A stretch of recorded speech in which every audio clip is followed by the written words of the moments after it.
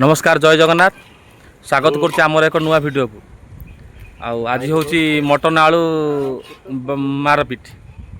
Mutton आलू मारपिट जदि आपन को भिडियोटा भल लगी थाए ताले लाइक शेयर आउ सब्सक्राइब कमेंट करिया भूलिबेनी। आज आम मिनिमम 5 ରୁ 6 जन भितर भोजी कर मटन भोजी आज आम छुट्टी थिला भिडियो जदि भल लगी थाए ताले आपण बंधु परिजन पाक शेयर करिया के भूलिबेनी। जय जगन्नाथ।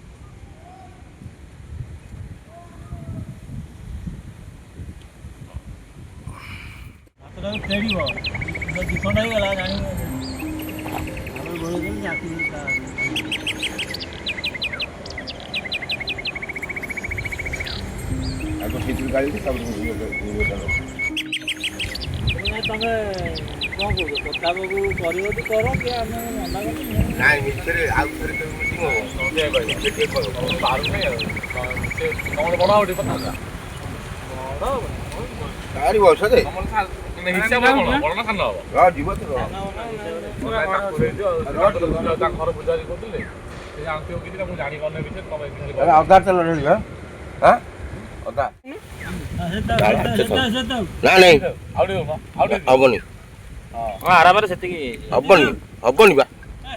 गरम हो गला बर्तमान तापर पड़ो तेजपत्र डालचीनी अनास फूल आउ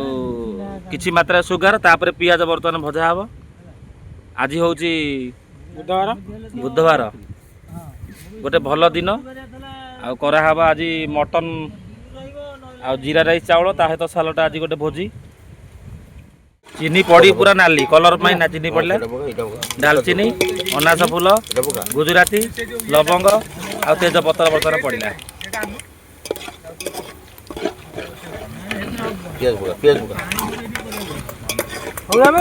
हाँ पकई दिया देखी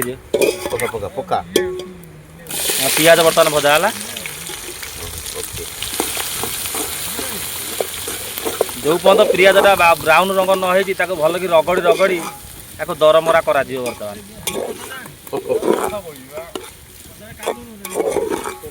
रोसई कर कालू भाई सहयोग कर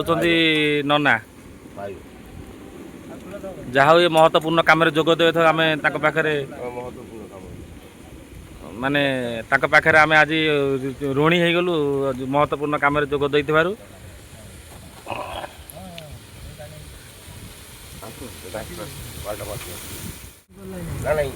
पियाजर बेक पर्यंत बर्तमान तेल पूरा बुड़िक अच्छी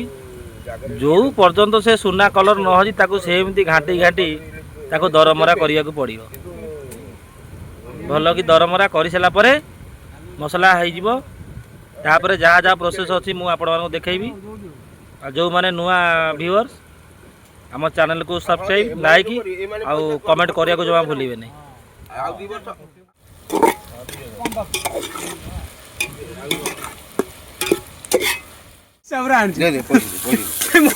रसुणटा पड़गला बर्तमान भल कि पूरा रसुण को पियाज को ताक भितर बाड़िया बाड़ी बर्तमान तेल भितर हेबे ये सुरक्षा दायित्व अच्छा नना पियाजर रसुण केमी बाड़िया बाड़ी हेबे से दायित्व नना अच्छा बर्तमान अदा रसुण पियाज तेल घंटा घंटी पर ये मसला ही नहीं ये अलग मसला पका आउ पका बर्तमान देसी स्टाइल रे पका हबो ये मटन ओके तारी भितर मसला घंटा घंटी हेबे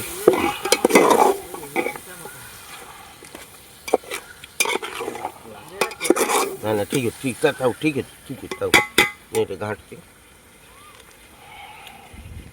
ता भितर पड़िबो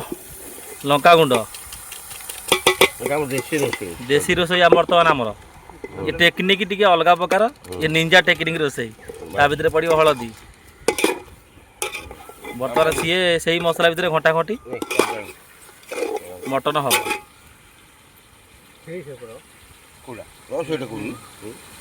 धरी को नल बड़ के ना लगी से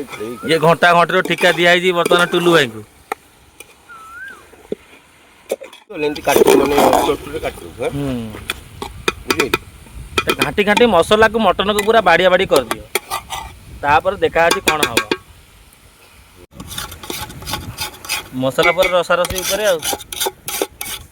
टमाटो बर्तन पड़ जाइए मसला बना मटन टाक भल कर कषा हब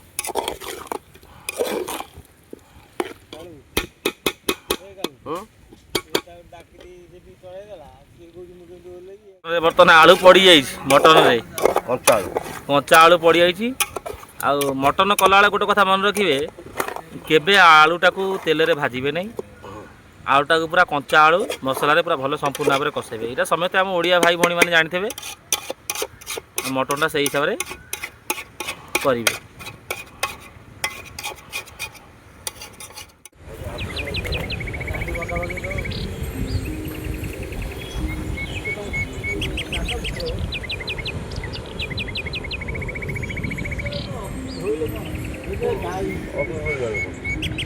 आउ दब माजे दब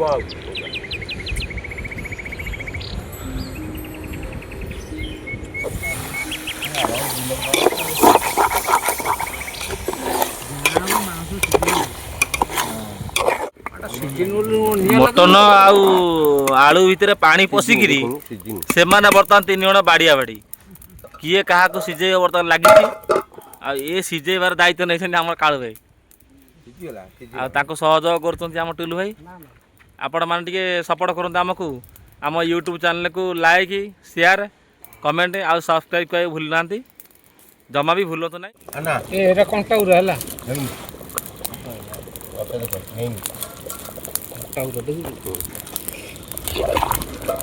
बेसी निया देना टुलू तू निया कम सीजीव नहीं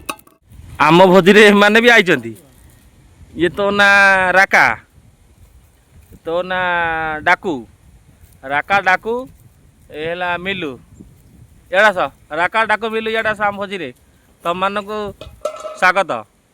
आस एमान को आम भोजी स्वागत कर मटन भोजी आ पृथ्वीर एमती कौन जंतु ना आंकटू सुंघिया शक्ति अधिक अच्छा एम आम भोजी आज आछंती आंको आम भोजी आम स्वागत करुछु मटन हेबा भितर ता भितर आमर सालटा रेडी हो जाइए गाजर बीट पियाज काकुड़ी आ टमाटर दही आ धनिया पत्र पड़ जाइए कंचा लंका सहित सालटा आम ता भितर रेडी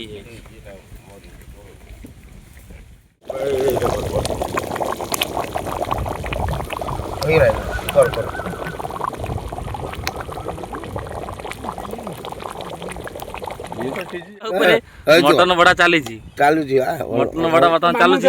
आग झोल आलू बड़ा हम झोल आलू बड़ा हम तापर जहाँ कथा सफिसीयंट मटन अच्छी आज्ञा सफिसीयंट बड़ा हम आमर भात बड़ा सरी बिचियादी अच्छा ये टुलू बाबूर ये झालटा कालू बाबूर यहाँ मोर यहाँ आम पिंटू भाईर सालड भात सब बढ़ा गई खाली मटन लगे पापड़ आम रखिनु आम पापड़ आम रखिनु एम लगी जाइए आम सहित एम भी सामिल अच्छा भाई मैंने एम गोटे लाइक सब्सक्राइब आ शेयर कमेंट करते एम भी आम सहित अच्छा बर्तमान आम खाଇବା आरंभ है आप देखिपे भात अच्छी मटन सालड आउ जीरा राइस चावल कालू भाई आम खाऊँ बर्तमान ये टुलू भाई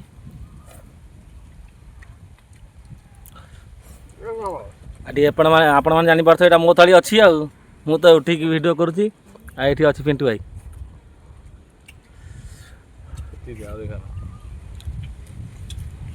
ଇଏ ଟିକେ ଅଧିକ ନେଇଛି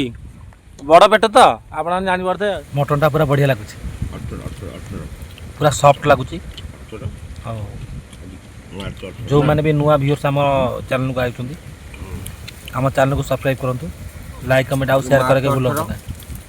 ଦେଖ ଭାଇ ଆମେ ଭାଇ ଗାଁ ଭାଇ ଆମେ ସବୁ ଭୋଜି କରୁଛୁ, ପୁରା ବଢ଼ିଆ ଲାଗୁଛି। ଦାଦା ଦେଇଥିଲେ ଆଉ କାକୁଡ଼ି ପୁରା ବହୁତ ମସ୍ତ ହେଇଛି। କହିଦେଉନ ହାତ ଟିକେ ଦେଖିଦିଅ। ଆଉ ଦାଦା ଆମକୁ ଦେଇଥିଲେ। ଆଜି ମାର୍ଚ୍ଚ 18 ତାରିଖ ବୁଧବାର। ଦେଖ ଭାଇ ମାନେ ଆମେ ସବୁ କରୁଛୁ। ହଁ ଖରା ହେଇଗନି ଏମିତି ତ ହୁଏ ଆଉ କ'ଣ ସାଙ୍ଗରେ ସବୁ ହୁଏ ମଟନ୍ଟା। ରହିପାରିବି ମାର୍ଚ୍ଚ 18 ତାରିଖ ବୁଧବାର। ଜୀବନରେ ଯେତେବେଳେ ବି ଭୋଜି କରୁଛନ୍ତି ଏଇଭଳି କଥା କହିପାରୁନଥିବା ଜୀବଜନ୍ତୁକୁ ସବୁବେଳେ ଖାଇବାକୁ ଦିଅନ୍ତୁ। ଜୀବଜନ୍ତୁ ସବୁବେଳେ ଖାଇବାକୁ ଦିଅନ୍ତୁ। ମତେ ଟିକେ ମୋ ଫଟୋ ଉଠୁ। ଏମାନେ ପରିବେଶ ସୁରକ୍ଷା କରିବାରେ ଏମାନଙ୍କର ଭୂମିକା ଗୁରୁତ୍ୱପୂର୍ଣ୍ଣ। ଆପଣଙ୍କ ଅଞ୍ଚଳରେ ମରି ପଡ଼ୁଥିବା ଗାଈ ମଇଁଷିକୁ ଏମାନେ ଖାଇକି ଜଳବାୟୁ ଏବଂ ପାଣିପାଗ ସେଇଠାର ବିଭିନ୍ନ ଖରାପ ମାନେ ଗନ୍ଧଯୁକ୍ତ କରୁଥିବା ଜିନିଷକୁ ଏମାନେ ଖାଇଦିଅନ୍ତି। ଏମାନଙ୍କୁ ସବୁବେଳେ ଆପଣ ସୁରକ୍ଷିତ ରଖନ୍ତୁ। ଆଉ ଏମାନଙ୍କୁ କଥା କହିପାରୁଥିବା ଜୀବଜନ୍ତୁକୁ ଟିକେ ଆପଣମାନେ ସବୁବେଳେ ଖାଇବାକୁ ଦିଅନ୍ତୁ।